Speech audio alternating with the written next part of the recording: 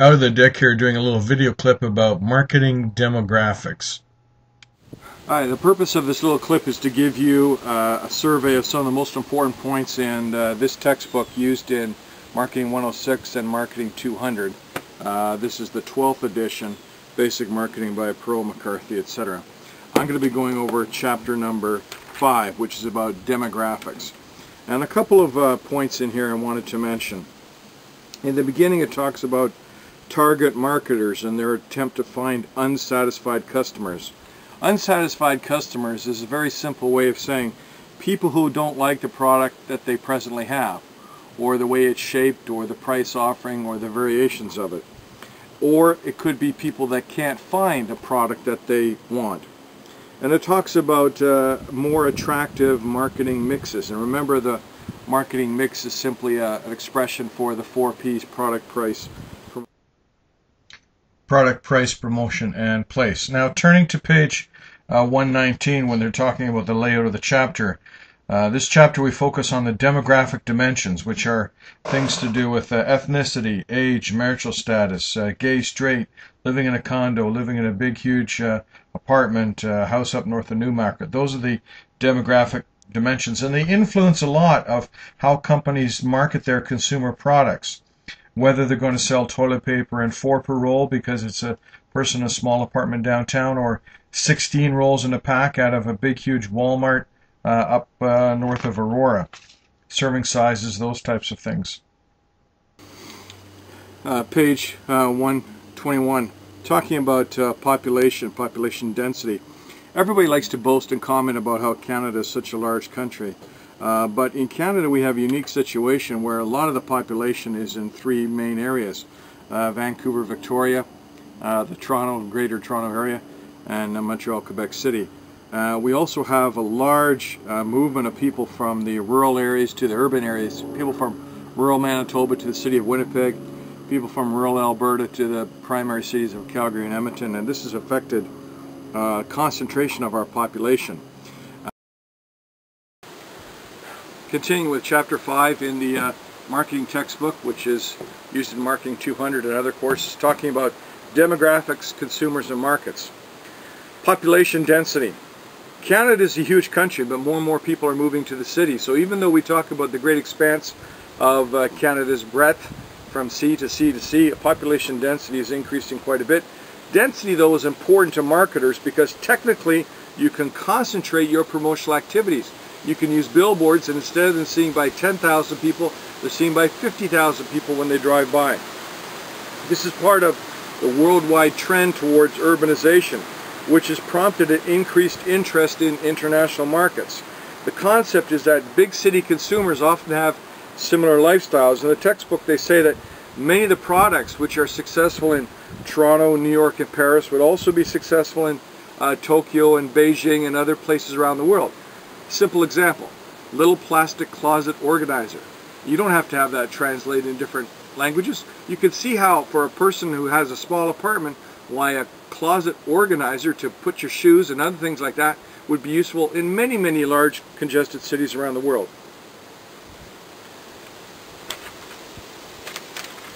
Alright, talking about gross domestic product versus gross national income on page 122. A different measure. GDP is the total value of goods and services, but that includes income earned by foreigners. That's why we now use the term GNI, because that excludes the income earned by foreigners. In the country of Vietnam, for example, many large Japanese companies make a huge amount of money. If that's included in the GDP of Vietnam, that then unfairly represents the Vietnamese economy. That's the reason for the difference between GDP and GNI. Other terms discussed as part of demographics. Literacy, which is part of education. In several countries around the world, like right now, Afghanistan and other places like that, where the certain extremist groups are killing teachers, literacy is a problem. Literacy relates to the social cultural environment. When more people can read effectively, then you can communicate things in a marketing way more effectively. And some emerging nations are having schooling for girls other than just traditional boys circumstances, and this is also creating a dynamic because you expand the demographic of people who have access to the marketing information you're sending out. Other circumstances about this book talks about a map of Canada, and it talks about population trends. Now what I wanted to do was make a little comment about some of the things on this map to explain the population movements. As you can see, there's a decline in PEI. That's basically talking about this. Wanted to explain a couple things. Decline in population in Newfoundland. Economic reasons. Many thousands of people in Newfoundland moving to Alberta, Ontario, Northwest Territories for job opportunities. Population increase in Quebec slight.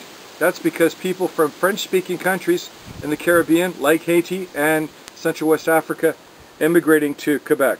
Quebec's indigenous population, so to speak, the Quebecois, whose ancestors arrived in the 1600s and 1700s, actually have a negative population increase. Ontario's increase of 14.6% is mostly because of immigration from Asia, Latin America, certain parts of South Asia. Now, one of the things you find interesting about this population map is Nunavut increased at 21.4%. Fastest growing population in Canada. Why? It's actually northern people, Inuit people, whose birth rate is increasing enormously. There's no immigration into Nunavut from other parts of the country of any substantial degree. Northwest Territories 5.5%. There's a lot of people from Alberta, Saskatchewan moved up there to work in the diamond mines. BC's population increase 12.4%, again mostly for people from Asia and South Asia. Saskatchewan declining 1.4%. Actually, if you used the up-to-date figures of 2009-2010, there's a lot of people moving back to Saskatchewan. They simply went across the border into Alberta looking for jobs in Calgary and Edmonton. Let's talk about the graying of Canada, the aging population. Couples are having fewer children, living in smaller apartments. The average age is rising. What that means is companies like McDonald's and Tim Hortons are finding it hard to get people who are 17 years old to want to work for minimum wage because people in that demographic have greater opportunities. The other point that's interesting is household composition is changing. On the bottom of page 128, it talks about 16% of households headed by a single parent. And 22% of marriages end in separation and divorce. This figure is actually quite a bit higher. It's more in the mid-30s that end in divorce. This has effects on lifestyle, how many toilet paper rolls a person buys per bundle, how many large-sized cans of soup, and these kinds of things. Single adult households are on the rise. They account for almost half of all households. Separated, divorced, widowed people who live alone says about 50%. That's a significant number as well, because that again goes towards consumer branded products.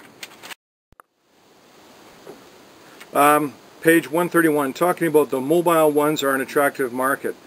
Many long distance moves are prompted by the search for a better lifestyle. People moving from Ontario all the way out to Alberta. People moving all the way from Newfoundland to Ontario. Those are significant things. We also have a concern about real income growth has slowed. The question is how long. Jobs are coming from the growth of lower paid service industries and in the trades. IT jobs and part-time jobs which people looked for are all being outsourced to other countries, and the use of the technological environment has also caused the decline in some of those areas. Higher income groups in Canada receive a large share of the total income. This is why we have a lot of banks talking about wealth management. Wealth management is simply a fancy way of saying helping rich people look after their money. We're talking about people who make $300,000 a year or $400,000 a year, and how they can get by paying less taxes and pass on some to their children, and figure out whether they're going to buy a second cottage or a condominium or those type of things. And this is not just for Canadian-born Canadians, but many people who come to Canada from other countries in order to get that important economic business visitor visa and citizenship based upon that come from very wealthy backgrounds, and the banks are looking for them as customers. Bottom of page 134, it talks about disposable income and discretionary income. Disposable income is what you have left over after taxes. Discretionary income is what marketing people want to know, because that's what you've got left over after paying for necessities. It's your discretionary income amount that determines whether or not you're buying your toys like your flat screen TV and going on vacations and those things. So marketing people looking to sell branded consumer products that you don't need are looking for the amount of discretionary income that you have. Another thing that's very interesting about our economy is younger people have more money to spend on certain types of things than older people. That's because older people have more expenses in many other categories like second mortgage and life insurance and education for their children and so on. Younger people often have less total income, but they spend a greater proportion on discretionary items. So that's why many commercials and advertising is marketed towards younger people in their mid-20s.